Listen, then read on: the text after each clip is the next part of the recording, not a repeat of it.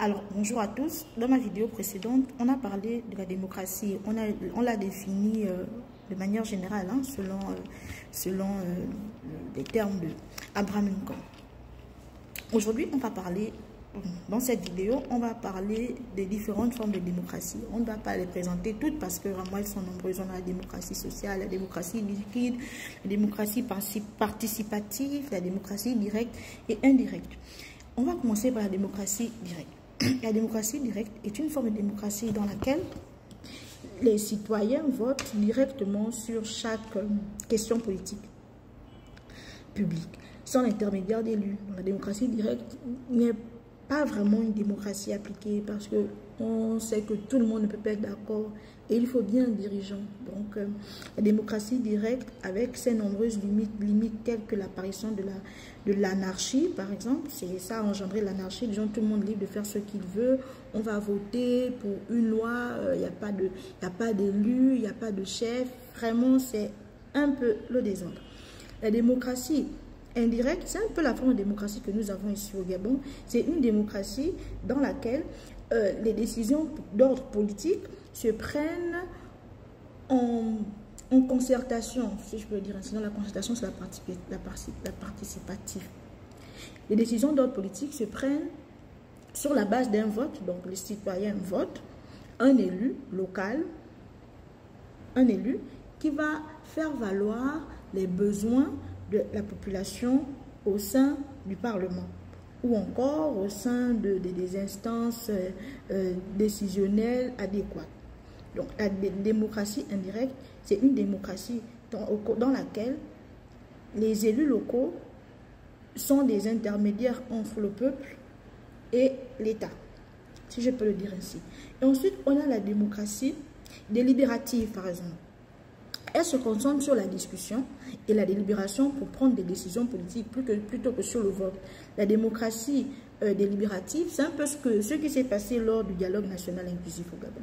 Donc, le président, après la transition, a décidé de réformer les institutions. Donc, il a décidé d'ouvrir le dialogue à tout le monde. Il n'y avait pas eu de vote. Donc, c'était des discussions, des échanges à cœur ouvert. Et au cours desquels on a produit le rapport final qui a engendré le projet de constitution qui sera porté au référendum. Donc, la démocratie participative, c'est un système qui vise à encourager la participation active des citoyens dans le processus décisionnel. Donc, la démocratie participative n'exclut personne.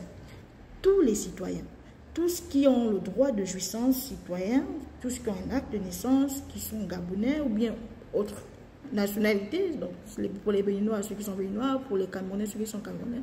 Dans le cas du Gabon, tous ceux qui sont Gabonais doivent prendre part aux grandes décisions, doivent voter de manière participative. Ils doivent être impliqués dans la chose politique, dans les questions politiques.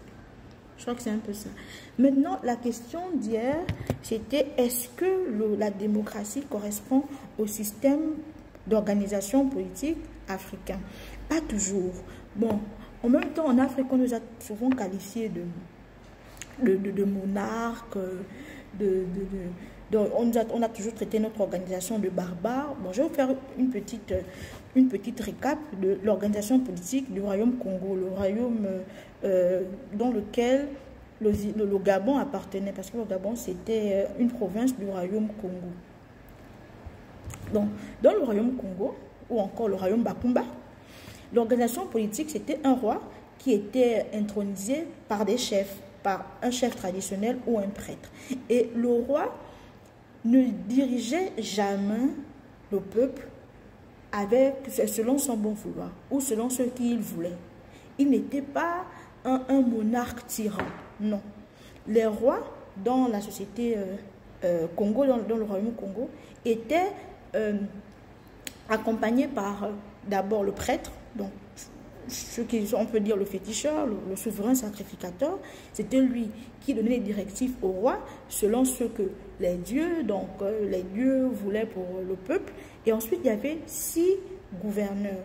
Donc, 6 gouverneurs, c'était parmi les gouverneurs, on avait des nidibos, donc c'était des juges, ceux qui jugeaient des crimes, des différents crimes, donc des crimes sexuels, des crimes passionnel, toute forme de crime était jugée par des Nilibo. Ensuite, on avait des comptables, il y avait des trésoriers. Donc, notre organisation politique était une organisation monarchique, mais une monarchie accompagnée du peuple. Parce que même les 6 gouverneurs qui accompagnaient le roi dans la prise des décisions politiques, parce que c'est aussi la politique, étaient désignés par le peuple. Donc le peuple désignait les gouverneurs qui accompagnaient le roi dans la gestion de la cité au sein du Grand Congo. Maintenant, après, il y a eu la colonisation, on est arrivé au système démocratique de 1960 où on s'est